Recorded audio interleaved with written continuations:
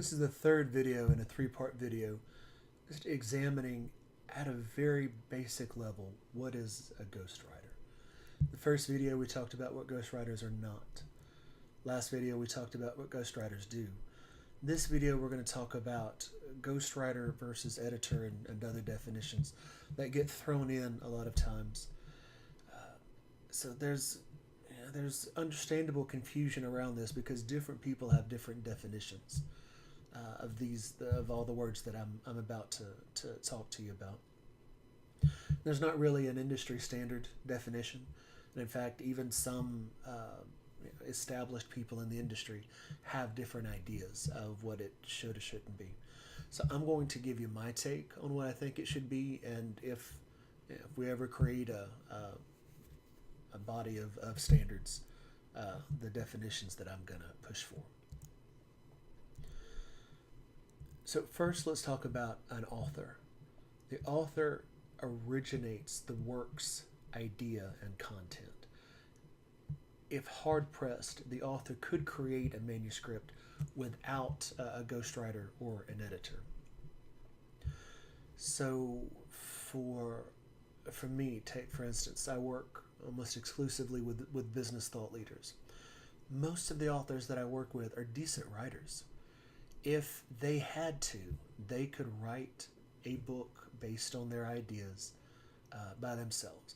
Now, because they're not a professional writer, it may not be the best book. It may not be the best way to express their ideas. But they could create a manuscript if they absolutely had to, all by themselves. A co-author, I feel, is just whenever there's more than one author.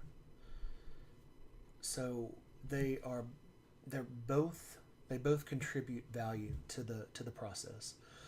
They both have ideas or subject matter expertise in a particular area. Each of them could write the book on their own if they had to, but they feel that by coming together and pooling their efforts, that they're going to create a better manuscript than either one of them could, independent of each other. And again, they could do a decent job without any kind of ghostwriter or editor. For a co-writer, I don't see a difference between a co-author and a co-writer. A ghostwriter is a professional editorial service provider who originates no content, but creates and edits the work, the manuscript, based on the author's content, could not create the work absent them. So I've ghostwritten a book on data analytics before. I'm not a data analyst. I did not know much about data analytics before they hired me to work with them on their book. They are the subject matter expert. It's their ideas, their voice. They just present content. And then it's up to me to turn that content into a manuscript that reflects their ideas and their voice and the way that they would present it. And then work with them to refine it so that it looks as much like them as possible. But I'm not a data analyst. I can't originate ideas or content on data analytics. I'm not the source of ideas. I'm just the channel. An editor, just like a ghostwriter, is a professional editorial service provider, originates no contents, but edits the author's existing manuscript or a draft. Could not create the work absent the author. So if you were to think about an author on a continuum, here is the idea for a book, here is actually having the book in hand. A ghostwriter comes into the process up here and helps actually turn their ideas into a manuscript. An editor comes in over here. So they have the same mentality that this is not their book, that they are there to serve the author and serve the book itself, to help create the best manuscript, to help create a manuscript that best reflects the author's vision and intention. But they don't actually come up with the ideas themselves. And that's really the difference between a ghostwriter and an editor. A ghostwriter just comes in a lot earlier in the process.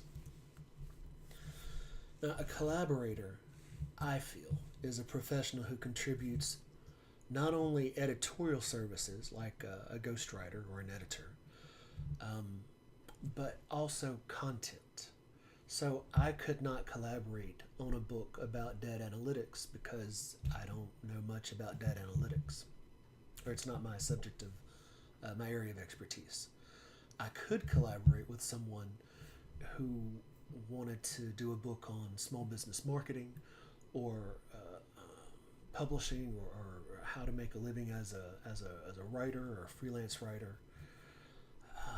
These are subjects where I have some experience and a degree of expertise. And I'm also a professional writer. So I could collaborate with that person because I can write and I can also originate ideas and content. So, just for your information, whenever you see the cover of a book and it says with, it means a ghostwriter. So, I had the honor of being the ghostwriter for Matthew Pollard on The Introvert's Edge. So, Matthew Pollard and then with Derek Lewis in much smaller letters because I'm not the author. I didn't originate. This is his process. These are his stories, his clients. I'm just the ghostwriter for it. However, if you see a book with and, that means that they are co-authors or co-writers. So Made to Stick with Chip Heath and Dan Heath, they're brothers. But they're both professors. They're both experts in their own respective fields. And they came together to write a book together, and it's a great book. Same thing by invitation only. Alexis Maybank and Alexandra Wilkes Wilson, they are the co-founders of Guilt. And so it's and on their cover because in both of these cases, the two authors contributed similar value to the book.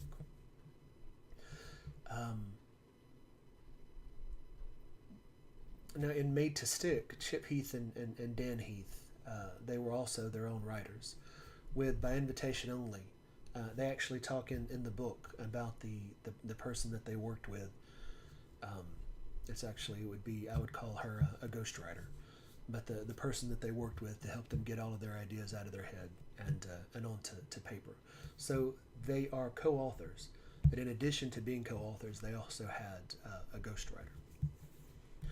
Now, last but not least, let's talk about what isn't technically ghostwriting, but sometimes we ghostwriters, either we take on these tasks, we negotiate or agree to have them as part of the services that we provide.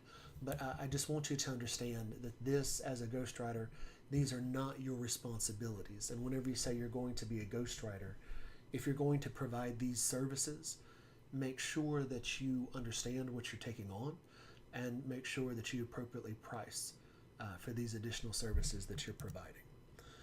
Research is not ghostwriting. Research is a lot of digging and fact finding and getting context and facts.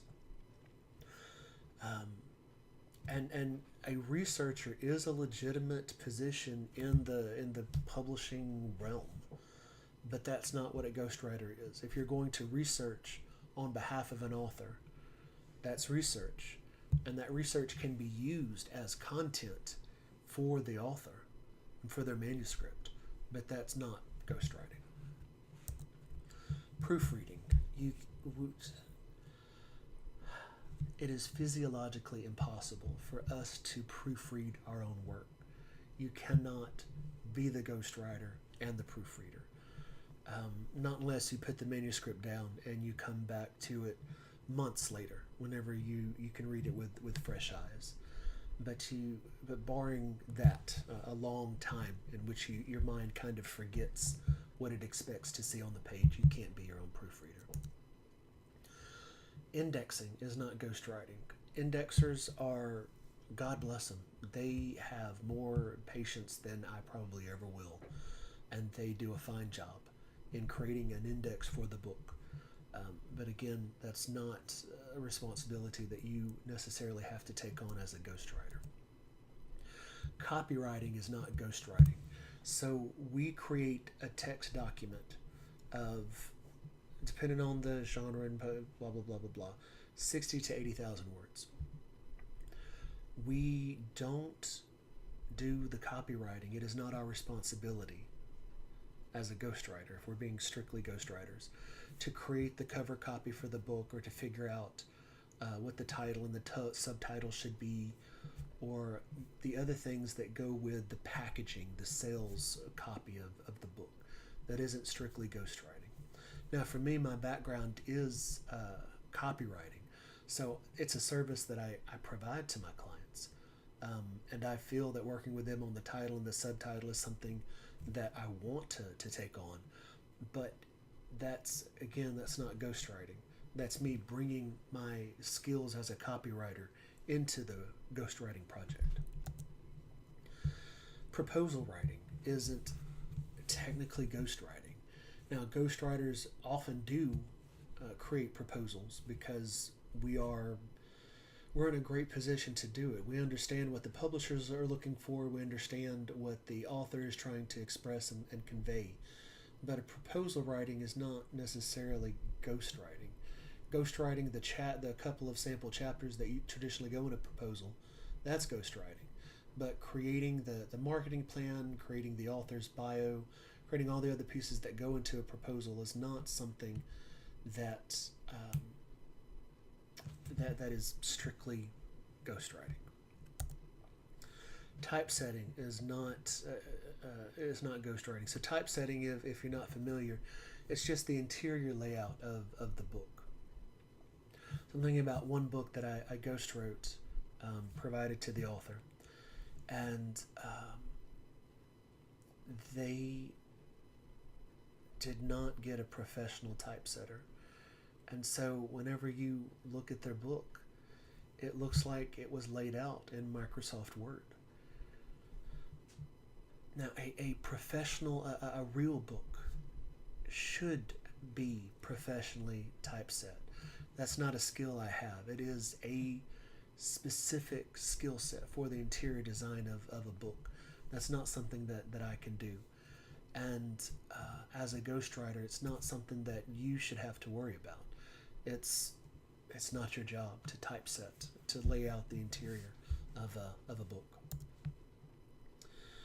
Same thing with printing. You're a ghostwriter creating a text document, doing everything else that it takes to turn that manuscript into an actual book. There are a lot of steps that go from from the time that you're finished with the manuscript until the time you're holding a real book in your hand. Typesetting, copywriting, the cover creation, the indexing, all the things that it takes to turn a manuscript into a book, including the printing. So as a ghostwriter, because a lot of people don't understand how publishing works, they come to a ghostwriter hoping or expecting or maybe thinking that the ghostwriter is going to deliver a book, and we don't. We deliver text documents or files. All the extra steps that it takes to actually have a book that you can hold in your hands falls outside the purview of ghostwriting. And marketing. We're not marketers. Now, whenever I'm doing proposals and whenever I'm working with my authors, again, because I have a background in copywriting and because I do a lot of small business marketing, that's something that I will support them on. But again, that's me bringing outside skills into a ghostwriting project. It's not necessarily, it's not something that you should expect to deliver as a ghostwriter yourself.